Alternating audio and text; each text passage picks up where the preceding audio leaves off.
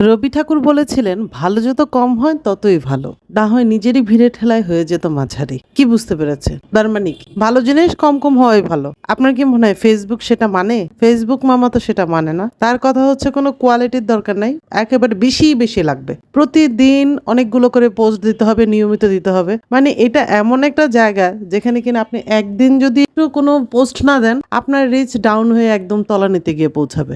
সব চাকরিতে ছুটি আছে, কিন্তু ফেসবুকে যে ভিডিও যারা বানায় তাদের কোনো ছুটিও নাই। না এমন একটা অবস্থা, শরীর খারাপ হোক আর যাই হোক, দুনিয়া দিক থেকে ওদিকে চলে যাক, ফেসবুকে কিন্তু নিয়মিত ভিডিও দেওয়া চাই। তা না হলে কিন্তু রিচ ডাউন হয়ে একেবারে শেষ।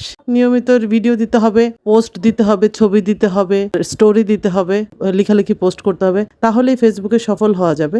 আর সবার সাথে এঙ্গেজমেন্টও কিন্তু বাড়াতে হবে। তাই সবার ভিডিওতে গিয়ে গঠনমূলক, ভিডিও রিলেটেড গঠনমূলক কমেন্ট করতে হবে। তাই জলদি জলদি আমার ভিডিওটা তো কমেন্ট করে দাও, তাহলে তোমার রিচটাও বেড়ে যাবে আর আমি তোমার পেজটাতে গিয়ে ঘুরে আসবো। আল্লাহ হাফেজ।